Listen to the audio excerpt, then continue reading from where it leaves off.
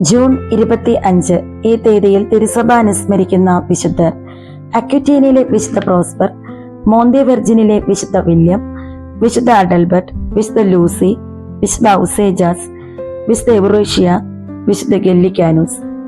അക്വിറ്റീനയിലെ വിശുദ്ധ പ്രോസ്പർ 403-463 കാലഘട്ടത്തിലാണ് അക്വിറ്റീനയിലെ വിശുദ്ധ പ്രോസ്പർ ജീവിച്ചിരുന്നത്. പ്രോസ്പർ ഫ്രാൻസിലെ അക്വിറ്റീനയിൽ ജനിച്ചു. വ്യാകരണ പഠനത്തിന് ശേഷം മാർസേയ്ക്ക് സമീപമുള്ള പ്രൊവിൻസിലേക്ക് പോയി. രക്ഷാകരമായ പ്രവൃത്തികൾ ചെയ്യാൻ ആഗ്രഹിക്കുവാനും പ്രസാദപരം വേണമെന്നുള്ള വിശുദ്ധ അഗസ്തീനോസിന്റെ സിദ്ധാന്തത്തെ എതിർക്കുന്ന ചിലർ അവിടെയുണ്ടായിരുന്നു.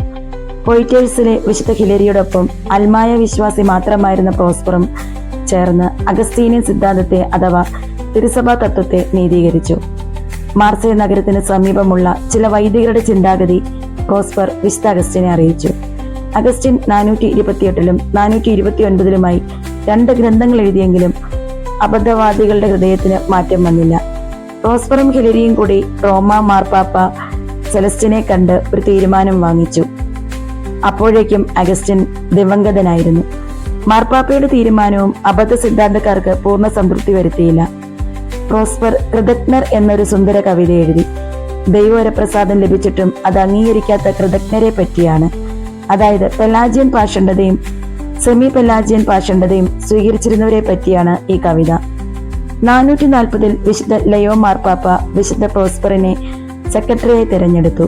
ആ സ്ഥാനം വഹിച്ചുകൊണ്ട് പെലാജിയൻ പാഷണ്ഡതയെ വിശുദ്ധ പ്രോസ്പർ തകർത്ത് കളഞ്ഞു.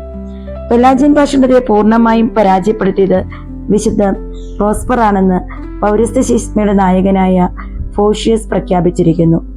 ദൈവാനുഗ്രഹം കൂടാതെ രക്ഷയ്ക്ക് വേണ്ട യാതൊന്നും നമുക്ക് പ്രവർത്തിക്കാൻ കഴിയുകയില്ല. അതിനുതകുന്ന ഒരു സച്ചിന്ത പോലും നമുക്കുണ്ടാകുകയില്ലെന്ന തിരുസഭാ പഠനം ദൃഢമാക്കിയത് വിശുദ്ധ പ്രോസ്പർ തന്നെയാണ്.